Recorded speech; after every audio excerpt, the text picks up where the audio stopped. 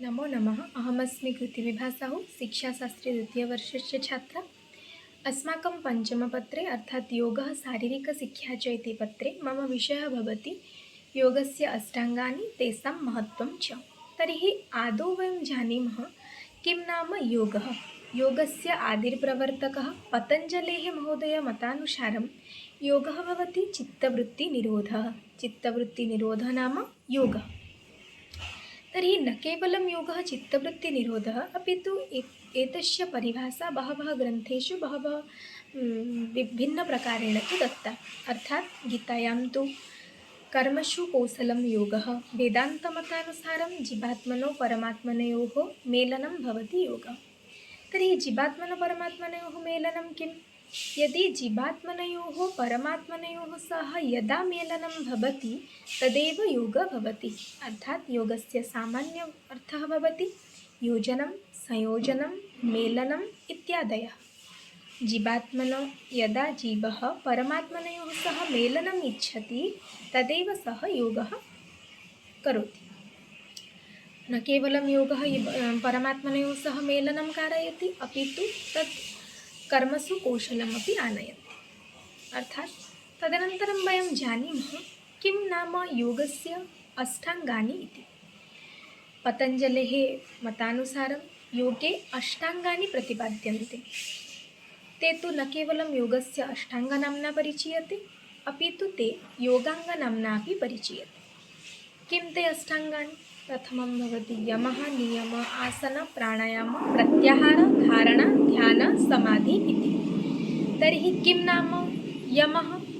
यमः भवति प्रथमं वयं जानीमः ते अष्टाङ्गानि तु न केवलं योगस्य कृते प्रतिपाद्यन्ते, अर्थात् न केवलं स्वास्थ्यस्य कृते अपि लाभप्रदायकाः भवन्ति, अपि तु ते सर्वप्रकारकं लाभः प्रयच्छन्ति। ते तु कर्मेषु कौशलम् आनयन्ति, सर्वप्रकारकं समस्यानां समाधानमपि कारयन्ति। तर्हि जानीमः किं ते अष्टाङ्गानि। यम, नियम, आसन, प्राणायाम, प्रत्याहार, धारणा, ध्यान, समाधि इति। प्रथमं जानीमः यमः। किं यमः? पञ्चप्रकारकं यमः भवति। अहिंसा, सत्य, आस्तेय, ब्रह्मचर्य, अपरिग्रह इति। अहिंसा भवति सर्वभूतानाम् अविद्रोहः भवति अहिंसा। सत्य अर्थात् सर्वदा सत्यं कथयेत्।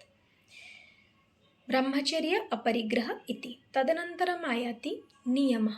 किं नियमः? शौच, सन्तोष, तप, ब्रह्मचर्य, शौच, सन्तोष, तप, स्वाध्याय, ईश्वरप्रणिधानश्चेति।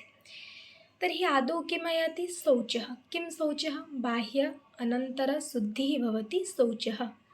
तदनन्तरं सन्तुष्टिः। किं सन्तुष्टिः? यः सन्तोषं प्रददाति सः भवति सन्तुष्टिः।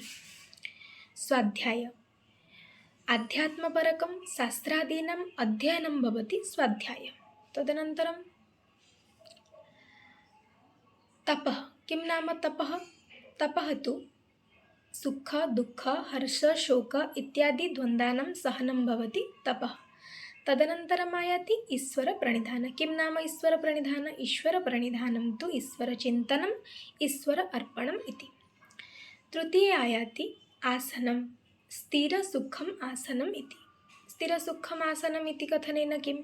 यदा मनुष्यः कदाचित् एकमेव मुद्रायां स्थिरं भूत्वा सुखम् अनुभवति तद्भवति आसनं। यथा पद्मासनं, सुखासनं, वज्रासनम् इति। तदनन्तरम् आयाति प्राणायामः। किं नाम प्राणायामः? श्वासप्रश्वासयोः गतिर्विच्छेदः भवति प्राणायामः। ते तु चतुर्प्रकारात्मकं भवति, यथा पूरक, रेचक, बाह्यकुम्भक, अभ्यन्तरकुम्भक इति। तदनन्तरम् आयाति प्रत्याहारः।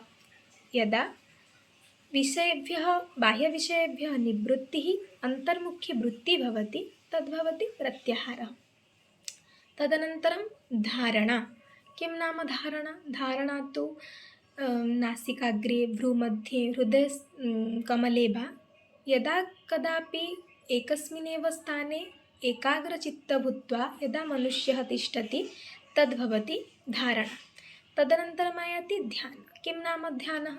एकाकाररूपेण प्रभावः भवति ध्यानः। तदनन्तरम् अन्तिमं भवति समाधिः। यदा मनः सर्वः बाह्यविषयेभ्यः निवृत्तिपरकं सम्यक् अधीयते, सम्यक् व्यवह्रियते, तद्भवति समाधिः। एते अष्टाङ्गानां करणेन जीवनपद्धतिरूपेण आनयेन बहवः प्रकारकां समस्यानां समाधानं भवति, मनुष्यः तु निरोगाः भवन्ति। एतेषां करणेन अस्माकं बहवः लाभाः अपि साधनं भवन्ति। एतदर्थं सर्वदा योगः करणीयः। नमो नमः।